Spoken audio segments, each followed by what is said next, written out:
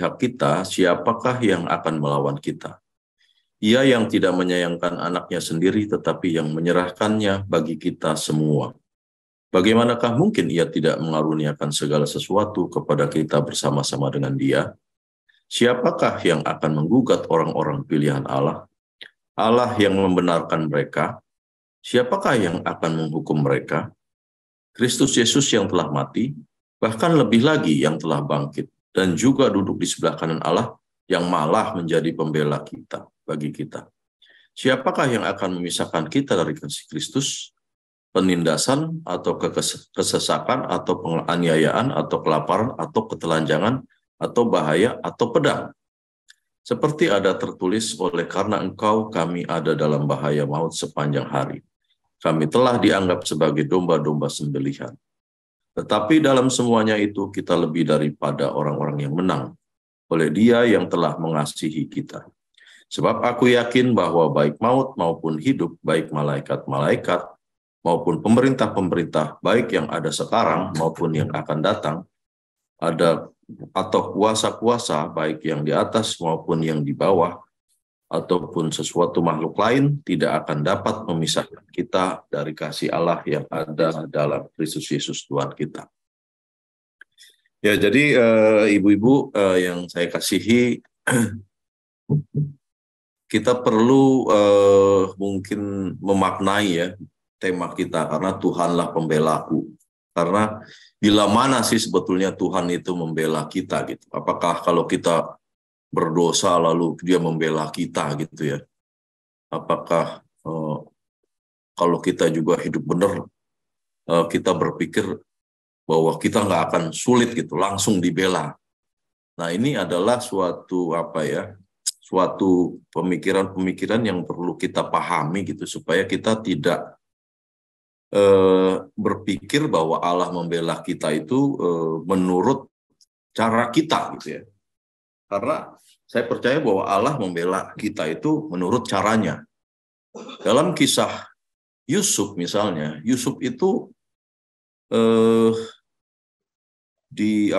dihasutlah oleh istrinya Potifar, padahal dia benar. Tapi dia waktu itu harus tetap masuk penjara ya. Jadi tidak langsung pembelaan itu hari itu langsung disaksikan gitu bahwa Yusuf tidak bersalah. Tapi dia tetap masuk penjara, mengalami kesulitan di dalam penjara, baru dia tetap konsistensi hidupnya benar, lalu dia bisa bisa mengartikan ya mimpi daripada Fir'aun, dan setelah itu barulah dia naik. Tapi itu hitungannya bukan hitungan hari ya, itu cukup lama di penjara. Nah, demikian juga kisah Yakub ya. Yakub itu menipu bapaknya Ishak ya. Itu juga tidak ada yang dibela ya. Dia harus mengalami konsekuensi kesulitan gitu. Karena dia harus meninggalkan rumahnya, pergi ke Laban, berpisah dengan ibunya, ayahnya, kakaknya, bahkan kalau tidak salah itu tidak pernah bertemu lagi dengan ibunya Yakub ini gitu. Nah, sehingga di dalam mempelajari Tuhanlah pembelaku ini, kita masih ya pembelaan Tuhan itu gitu. Oleh karena itu kita melalui pembacaan tadi kita harapkan kita dapat mendapatkan lah gitu ya berkat dari pembacaan kita, apa sebetulnya yang Tuhan bela di dalam perkara-perkara kehidupan kita. Ya, dari pembacaan kita tadi ya, itu tersirat ada dua kubu ya. Tadi di Roma 8 ayat 31 itu, sebab itu apakah yang akan kita katakan tentang semuanya itu? Jika Allah di pihak kita, siapa yang akan menjadi lawan kita? Ya, jadi tersirat ada dua kubu. Pihak kita dengan lawan kita gitu ya. Di pihak kita itu tentulah Allah ya, karena jika Allah di pihak kita, siapakah yang akan menjadi lawan kita? Nah, lawan kita siapa gitu? Nah, di Roma 8 ayat 31 itu mengacu kepada paragraf sebelumnya ya. Sebab itu apakah yang akan kita katakan tentang semuanya itu? Nah, semuanya itu apa? Nah, semuanya itu kalau kita mundur ya, kita baca di mulai ayat inilah ya, mulai ayat 20 28. ya dari 21 juga sudah. Saya dari 22 lah gitu ya, sudah kelihatan ya. Jadi lawan kita itu siapa gitu ya. Nah, lawan kita itu adalah dari ayat 18 ya, itu sudah jelas ya. Ada penderitaan ya. Lalu ada keluhan ya, merasa sakit bersalin gitu ya. Ya merasa sakit bersalin ini ya mungkin bukan dalam arti kata, maksudnya analoginya seperti bersalin gitu. Karena saya juga nggak pernah mengalami sakit bersalin ya gitu. Kalau sakit, mungkin kalau ibu-ibu yang tahu ya, yang melahirkan sakit bersalin gimana ya. Tapi saya mengalami sakit yang sakit sekali punggung saya sebelum, karena saya infeksi dulu itu saya ngerasain ya. Lalu sakit apa tuh, usus buntu itu, wah itu jungkir balik semalaman itu saya ngerasain ya. Tapi ya, mungkin gitu kali ya, orang mau bersalin sakitnya seperti itu ya. Jadi artinya itulah rasa sakit yang paling puncak gitu ya. Kemudian juga tak terkecuali ya, orang-orang pilihan pun banyak mengeluh dalam hati menantikan pengangkatan sebagai anak gitu. Juga Roma 8 ayat 26 mengalami banyak kelemahan gitu ya. Apalagi kita semakin umur, semakin tua itu ya ibu-ibu lah mungkin lebih lebih tua dari saya gitu. Saya aja udah rasanya udah makin lemah ya gue nih. Udah sebentar-sebentar pinggang sakit gitu ya. Udah mulai gitu ya, ngilu-ngilu gitu ya. Lalu banyak keluhan-keluhan yang tidak terucapkan ya. Sehingga maka roh yang membantu berdoa buat kita gitu. Nah inilah kesulitan hidup yang menjadi lawan kita sebetulnya di dalam kehidupan keberimanan kita gitu ya. Jadi penderitaan zaman sekarang ini yaitu merupakan bagian dari lawan kita gitu. Karena memang penderitaan ini itu tidak mungkin tidak ada gitu ya. Semakin dunia ini semakin terus berjalan itu semakin kesulitan gitu ya. Sekalipun manusia mencoba meningkatkan meningkatkan taraf kehidupan ya, perbaikan ekonomi, perbaikan teknologi gitu ya, perbaikan kehidupan ini ya, tetapi ya karena dunia ini sudah jatuh dalam dosa, maka kutukan terhadap tanah itu membuat kesulitan kita bersama-sama.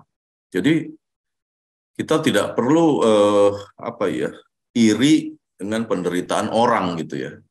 Seolah-olah gue kok lebih berat ya, kalau dia kok enak lihat. Jadi nggak usah seperti begitu ya ibu-ibu. Karena Tuhan mengaruniakan penderitaan kita itu sama sebetulnya sesuai dengan kekuatan kita. Jadi kita mungkin kalau ngelihat rumput tetangga kayaknya dia lebih enak dari kita, belum tentu gitu ya. Ada yang orang penderitaannya ekonomi, ya mungkin dia melihat orang yang ekonominya kuat, wah enak ya kalau dia. Padahal dia nggak tahu orang itu secara ekonomi kuat, tapi dia, waduh berantakan hidupnya, pecah belah keluarganya misalnya. Wah itu juga kesulitan ya. Sesuatu yang tidak mungkin ya membahagiakan di dalam dunia ini buat orang itu. Jadi penderitaan-penderitaan zaman ini itu pasti terus terjadi ya selama bumi kita ini berjalan terus makin tua, karena kasih manusia juga menjadi tawar ya. Jadi kita terima saja gitu ya. apa yang menjadi suatu penderitaan yang kita alami dalam kehidupan di zaman ini, gitu ya. Kesakitan, kelemahan, keluhan-keluhan yang ada itu tidak perlu kita kita pamerkan, gitu ya. Pamerkan tuh karena ada juga orang yang pamer pamer kesusahan, gitu ya. Saya nggak ngerti pamer kesusahan apakah supaya dibantu atau bagaimana, gitu. Seolah-olah dia yang paling susah sendiri ya. Padahal seluruh dunia ini, seluruh makhluk mengalami kesulitan, gitu ya. Nah, nah itulah sebetulnya lawan kita, gitu ya. Nah, kemudian pihak kita tadi ya itu adalah Allah ya, yang sudah kita baca tadi ya, bahwa di Roma 8 ayat 32 kita bisa lihat gitu. Allah di pihak kita itu apa yang dia lakukan ya? Yang dia lakukan adalah dia tidak menyayangkan anaknya sendiri, telah menyerahkannya bagi kita. Nah, ini kita perlu memahami ya gitu ya, Allah yang tidak menyayangkan anaknya sendiri. Karena kita harus berpikir gitu ya, bahwa bagaimana kita punya anak gitu ya. Supaya kita bisa memahami kasih Allah itu tidak lewat begitu saja ya. Jadi bukan perkara yang mudah juga Allah harus mengalami keterpisahan dengan anaknya gitu ya. Makanya Perjanjian Lama itu selalu memberikan simbol-simbol gitu ya, supaya manusia itu ketika menerima Yesus Kristus itu tidak murahan gitu ya. Bagaimana Abraham ketika dia harus difirmankan oleh Allah untuk mengorbankan anaknya Ishak. Itu kan sangat menyakitkan ya. Bagaimana nih ngomongnya apa ya? Yuk kita naik ke gunung sampai si Ishaknya. Tapi dombanya mana nih Pak? Waduh, itu gimana? Saya nggak ngerti hatinya Abraham. Walaupun memang dicatat bahwa Abraham itu taat kepada Allah dan dia beriman bahwa Allah sanggup menghidupkan orang yang mati. Tetapi bagaimana dia tega untuk menyembelih itu kan kita nggak bisa bayangkan. Nah, jadi di sini Allah itu sudah memberikan simbol-simbol ya, ketika dia memberikan anaknya yang tunggal, Tuhan Yesus, itu juga tidak semudah itu gitu. Sampai dikatakan tidak menyayangkan anaknya sendiri. Karena keterpisahan itu adalah sesuatu yang menyakitkan. Kita tidak mengerti keterpisahan secara ilahi bagaimana. Karena Kristus waktu dia menyerahkan nyawanya, dia merasakan keterpisahan itu yang luar biasa sampai berteriak, Allahku, Allahku, mengapa engkau meninggalkan aku? Itu tidak bisa kita pahami ya. Ya mungkin anggap aja kalau ibu-ibu mengalami keterpisahan dengan anak gitu ya, yang bagaimana, yang tragis itu gimana ya, kira-kira perasaan Allah itu seperti itu gitu ya. Nah, sehingga dia menyatakan jika anaknya saja sudah diberikan, itu adalah sesuatu hal yang paling besar, maka ia juga akan mengaruniakan segala sesuatu. Segala sesuatu ini banyak ya karunia Allah. Ini saya hanya mencatat karunia pengampunan ya. Pengampunan itu adalah karunia ya. Tidak gratis gitu ya. Bagaimana kita bisa memiliki iman percaya kepada Kristus itu adalah karunia ya. Lalu ternyata menderita itu karunia juga ya. Itu tadi di mana ya saya baca, Filipi 29 ayat 1 atau Filipi 1 ayat 29. Pak Geller kali yang hafal ya. Jadi kepada kita itu bukan hanya Pak Geller? Bukan saja diberikan Bu Yemima nih biasanya yang hafal-hafal nih. Filipi 1 ayat 29 apa Filipi 29 ayat 1 ya. Sebab kepada kita bukan hanya diberikan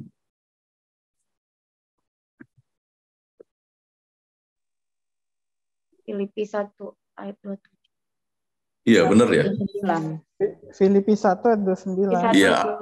Apa bacaannya, Bu? Kamu dikaruniakan bukan saja untuk percaya kepada Kristus, Iya. melainkan juga Untuk menderita ya. Jadi menderita itu karunia gitu. Jadi Iya.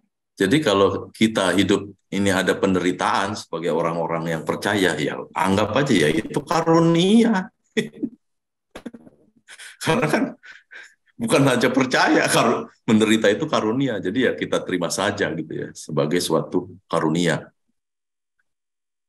Nah, itulah apa yang Allah sudah nyatakan, yang Allah lakukan jikalau dia ada di pihak kita ya.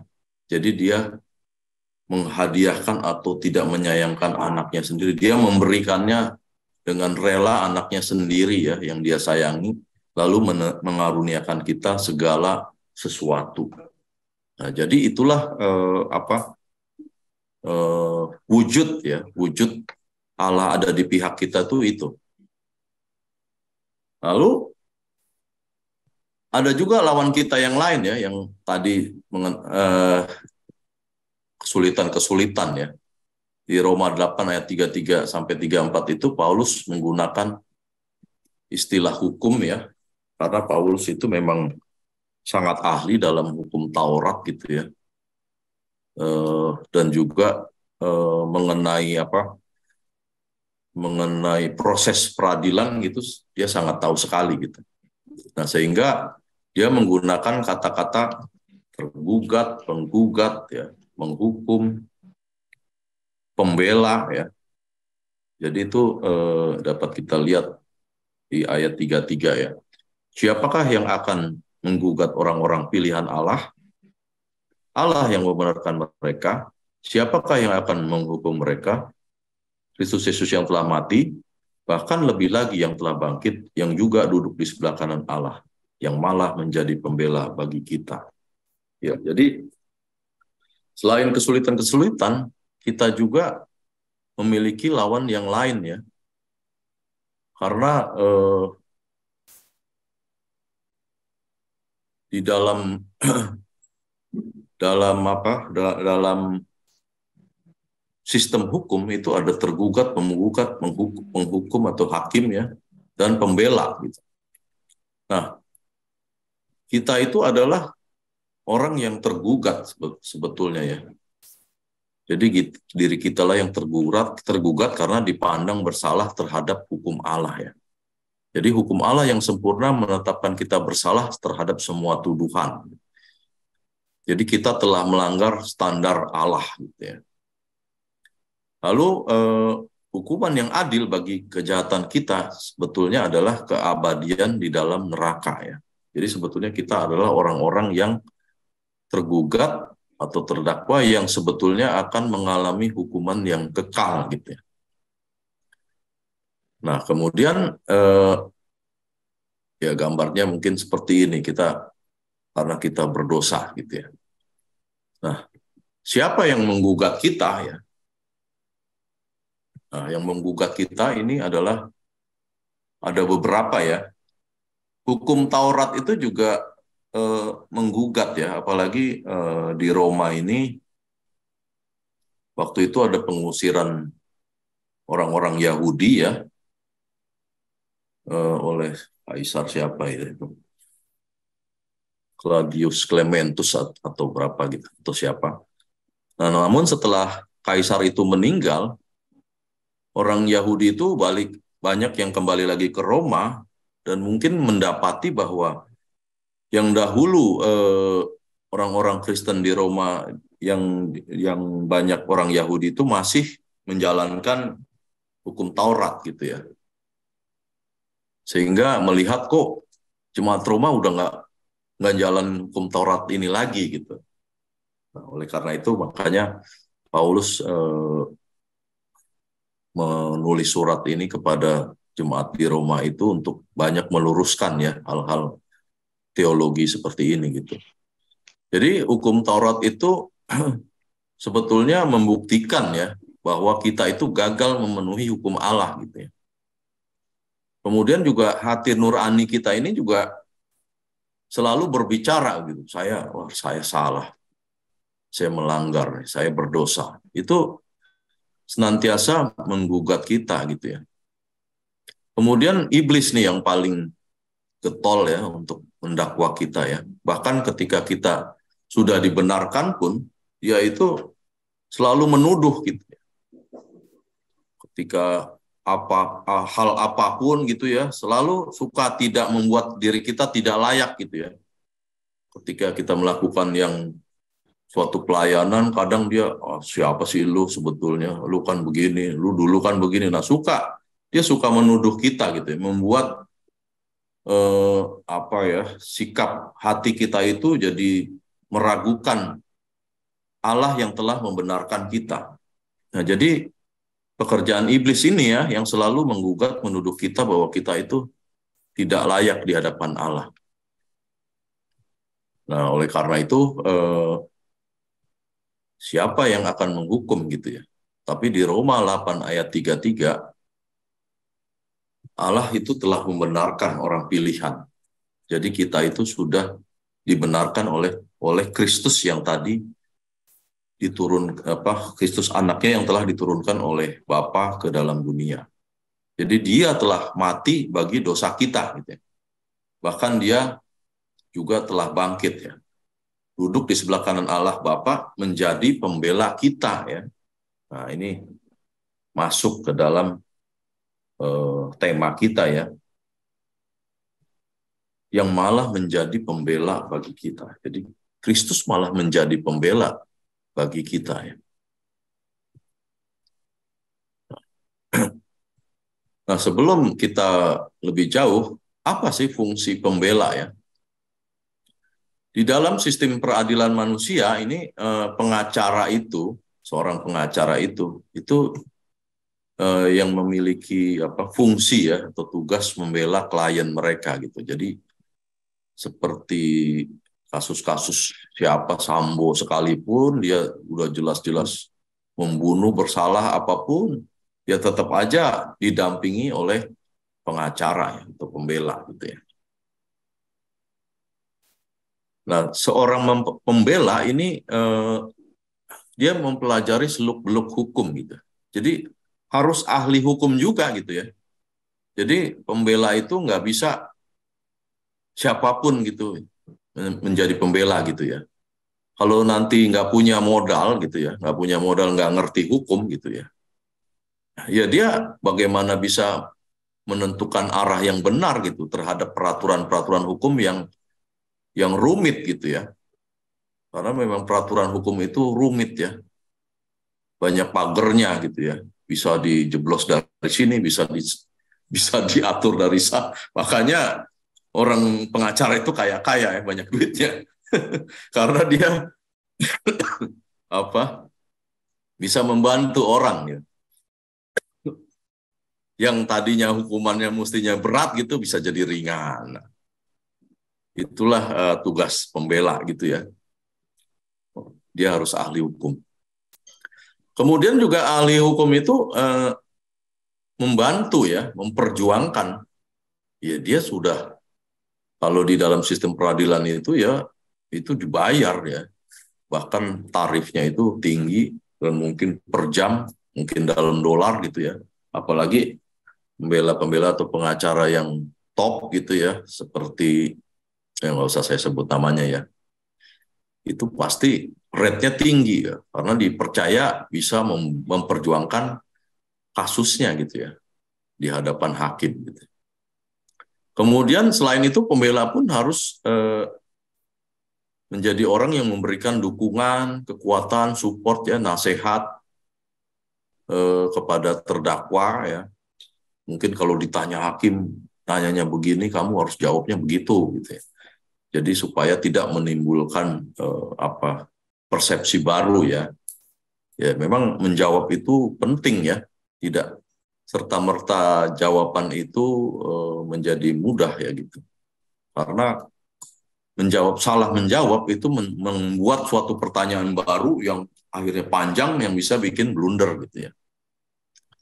Nah, jadi pembela pun menjadi perantara ya kepada sistem peradilan bagi si terdakwa gitu. Jadi terdakwa nggak perlu terlalu banyak repot ya karena sudah tertekan dengan dakwaannya, dengan tuduhannya, dengan kondisinya gitu, sehingga pengacara lah yang menjadi perantara.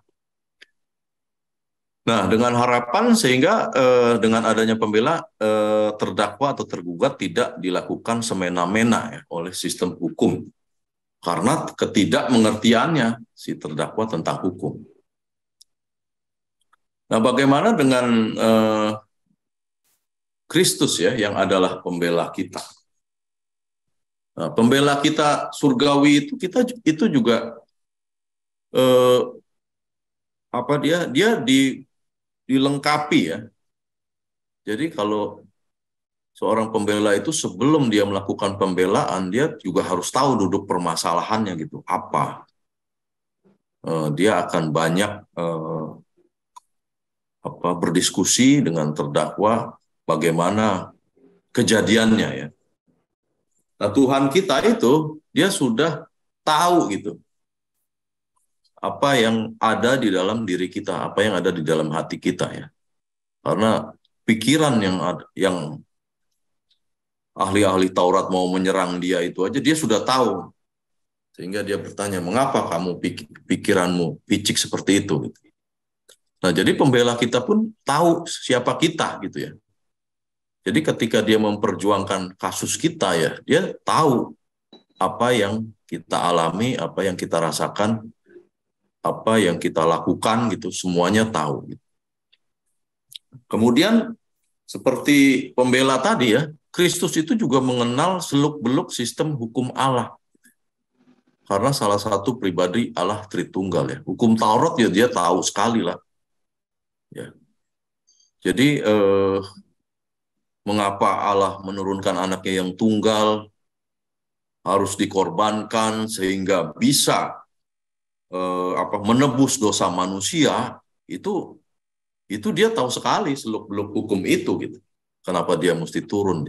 Jadi dia telah memuaskan syarat keadilan ya. Sehingga pembelaannya bagi kita itu kuat dan benar gitu ya. Bukan dibuat-buat gitu ya. Dia tahu betul gitu ya sistem hukum Allah gitu.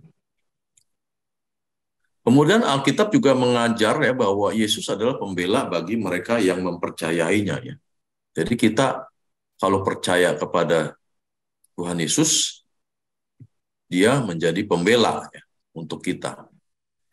Nah, kemudian jaminannya apa ya? Jaminannya Allah itu menerima pembelaan anaknya bagi kita berdasarkan persetujuan ilahi gitu ya, yang ditetapkan sebelum dunia diciptakan. Jadi kita mempunyai jaminan ketika Kristus menjadi pembela kita. Yang pertama tadi dia mengetahui kita, dia mengenal sistem hukum Allah, dia menjadi pembela buat yang percaya, lalu kita tidak perlu takut bahwa Allah menerima pembelaan dia. Nah, jadi sehingga inilah keamanan kita ya, jaminan atau garansi kita ya, kita mendapatkan garansi bahwa Allah telah menerima kita karena pembelaan anaknya itu telah disetujui oleh persetujuan ilahi. Karena memang dia salah satu pribadi juga dalam Allah Tritunggal. Jadi kita sudah diterimanya. Nah, karena itu, apa implikasi Tuhan menjadi pembela kita gitu? Di Roma 8 ayat 35 sampai 39, jadi implikasinya itu sebetulnya dengan lawan kita yang tadi ya, gugatan, penindasan, kesesakan, penganiayaan, kelaparan, ketelanjangan, bahaya maut, pedang, malaikat, pemerintah, kuasa yang sekarang yang akan datang, yang ingin menggocok kita gitu ya, dalam kehidupan kita, itu kita tidak itu tidak dapat memisahkan kita dari kasih Kristus gitu ya. Jadi itu sebetulnya yang implikasi Tuhan yang menjadi pembela kita itu, dia membela kita itu bahwa dia menjamin tidak membuat lawan kita itu akan bisa memisahkan kita dari Kristus itu gitu. Jadi itulah yang dibela oleh Kristus gitu ya. Jadi kita sulit, kita mengalami tekanan hidup di dunia ini. Kita diperlakukan mungkin tidak adil ya. Kita mungkin kesulitan, kelaparan, atau kemiskinan, ketelanjangan gitu ya. Atau ancaman apapun, itu tidak dapat memisahkan kita dari kasih Kristus. Nah, inilah sebetulnya yang Tuhan bela gitu ya di dalam iman percaya kita.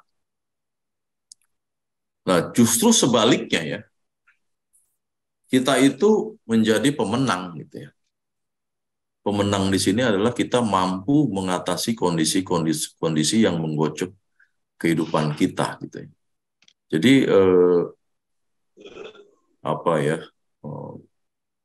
pemaknaan Tuhanlah pembelaku itu adalah membela kita untuk tidak mengalami keterpisahan gitu ya dari kasih Kristus, dari Kristus, sekalipun dunia ini begitu menekan iman kita ya, menekan kehidupan kita. Disitulah Kristus tampil menjadi pembela kita sehingga kita tetap aman di tengah-tengah penderitaan yang kita alami. Nah, oleh karena itu ya memang iman Kristen itu sering disebut paradoks gitu ya. Bahagia tapi ya menderita gitu ya. Kedua-duanya, apakah betul bahagia? Betul. Apakah menderita? Ya betul menderita. Menderita itu bahagia nggak? Enggak. Bahagia menderita nggak? Enggak. Tapi kedua-duanya betul gitu dalam iman Kristen. Di menderita itu ya ada bahagia gitu.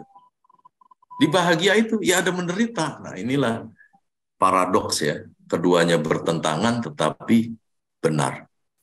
Nah, inilah yang bisa saya sharingkan ya pada ibu-ibu ALF.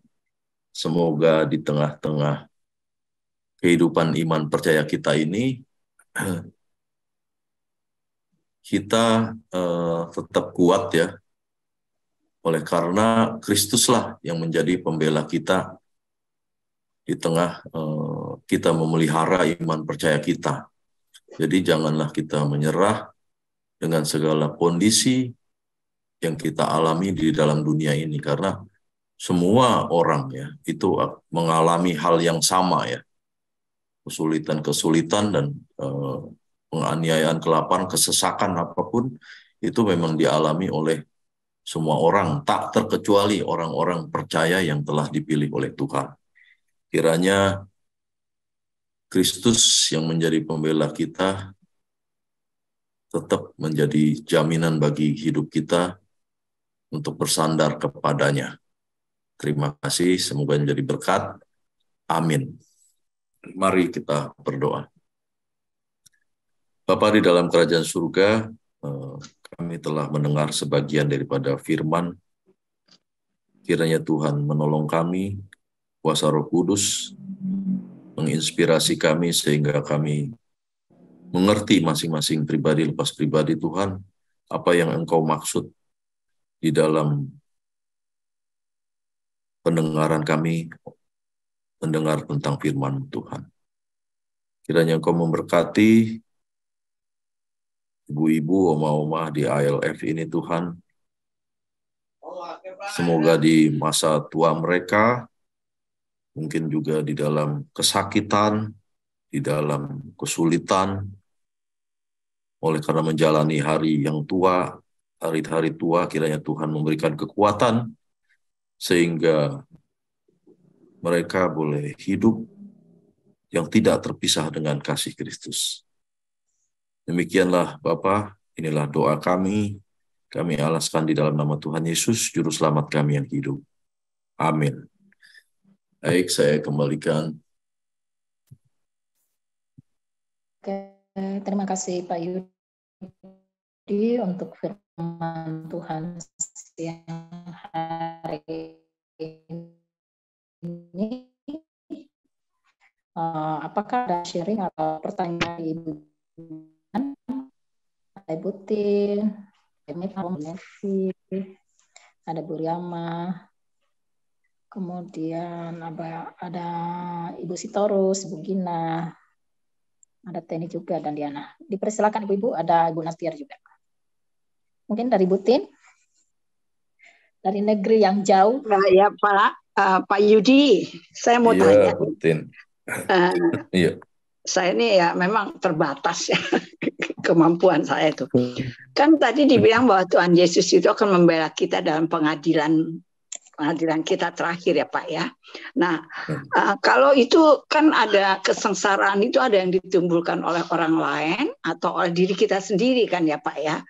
Nah kalau itu misalnya kejadian-kejadian yang oleh karena ketidakpatuhan kita kepada perintah-perintah Tuhan misalnya ya. Nah itu dalam hal pengadilannya nanti itu gimana tuh Pak? Nah itu gimana tuh Pak? Misalnya nih kan ini kita contoh lah, pembunuhan tuh kan nggak boleh gitu ya Pak ya. Nah, tapi terus kita ngelakukan apakah itu ada pembelaan juga gitu ya Pak ya? Ada gitu kan sesuatu yang kita melanggar gitu kan. Nah gimana tuh Pak Yudi? Maaf ya nanya. Nggak apa-apa. Daud juga melanggar kan. Daud berzina.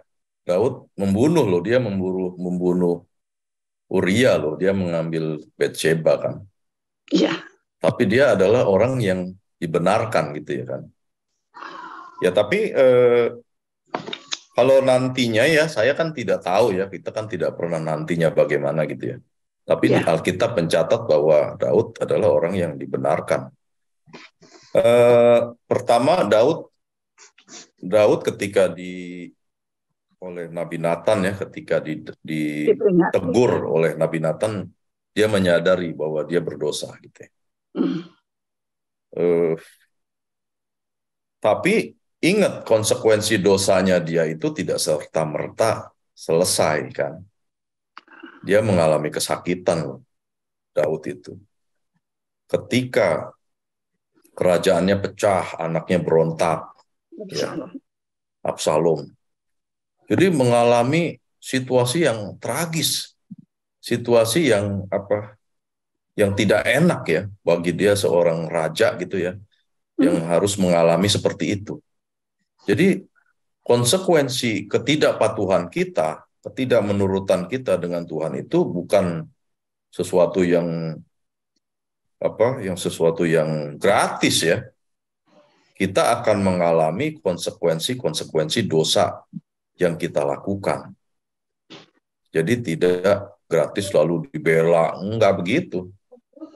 Nah inilah contoh-contoh Daud ya seperti itu. Nah, tetapi kalau nanti bagaimana Daud dibelanya gitu ya di akhir zaman nanti ya, tentu kan kita belum tahu ya apa yang terjadi di sana gitu ya. Tetapi kan kita bisa melihat gambaran orang yang penyamun yang disalibkan Tuhan Yesus. Itu ketika dia menyadari dosanya, Tuhan, dia bilang kan, ingatlah aku, pertobatan. Ingatlah aku jikalau engkau datang sebagai raja ya gitu ya.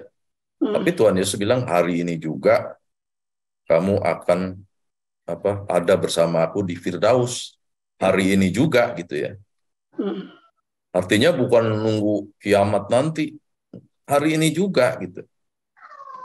Lalu ketika gambaran-gambaran Lazarus, orang miskin ya, Lazarus yang miskin, pengemis, sama orang kaya, ketika sama-sama mati, orang miskin si Lazarus duduk di pangkuan Abraham ya. Nah, ini gambaran ya. Karena Abraham itu dipahami oleh orang Israel adalah bapak orang beriman. Sehingga makanya mereka selalu, kami keturunan Abraham. Sehingga itu dipakai simbolis oleh Tuhan Yesus bahwa si Lazarus yang miskin bersama bapak Abraham. Tetapi si orang kaya itu kepanasan. Iya. Dan ada jurang pemisah antara si Lazarus yang miskin dengan orang Iya. kaya itu. Nah, ini menjadi gambaran kita bahwa itu setelah meninggal langsung ya si miskin di tempatnya di mana, si orang kaya itu tempatnya di mana. Demikian juga penyamun itu langsung dia ada di tempat yang mana.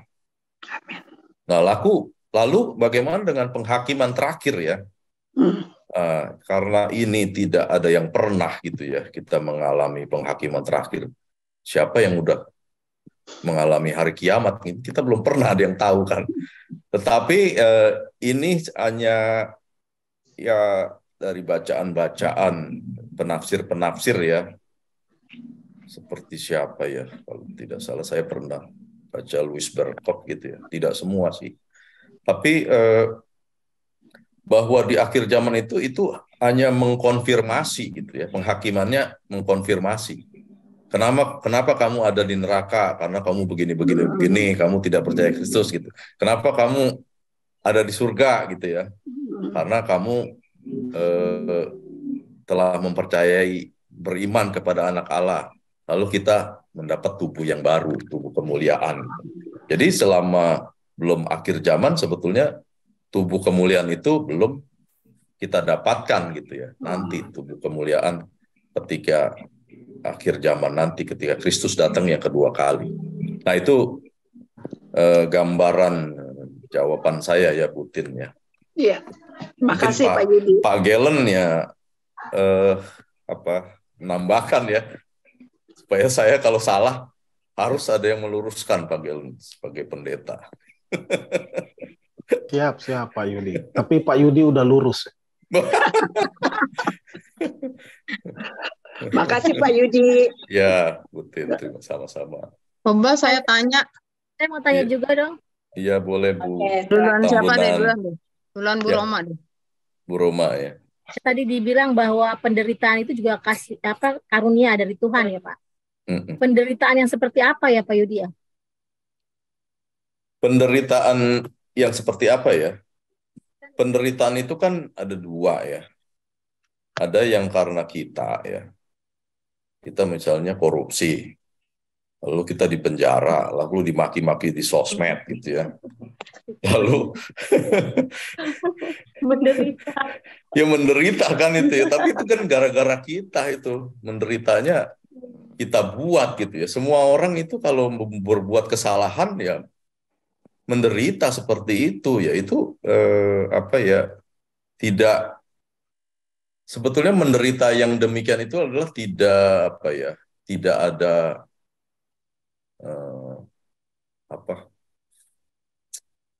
tidak ada meaningnya ya, meaningnya artinya gitu ya. Karena penderitaan yang yang dari Tuhan itu adalah penderitaan oleh karena melakukan kebenaran gitu ya. Jadi melakukan kesalahan menderita, gitu. Melakukan kebenaran menderita juga gitu.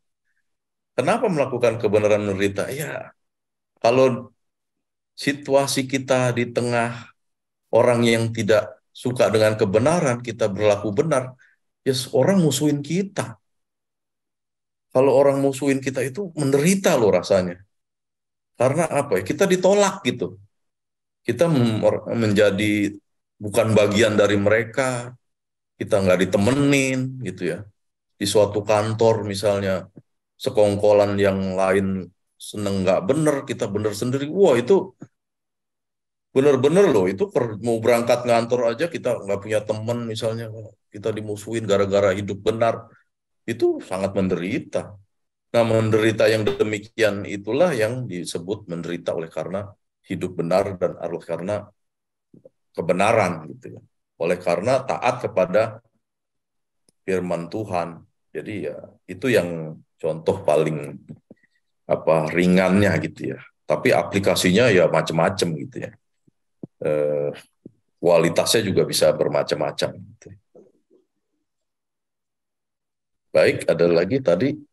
Ibu Maita, silakan. Sudah sama pertanyaannya dan sudah terjawab semuanya. Oh iya. Jadi menderita untuk dia. Kalau kita karunia itu menderita juga karunia dari Tuhan. Iya. Untuk menderita untuk dia. Terima kasih. Makasih Bu Roma udah diwakili. Sehat ya. Oke, terima kasih ibu-ibu semua. Mungkin satu lagi sebelum kita lanjut ke acara selanjutnya.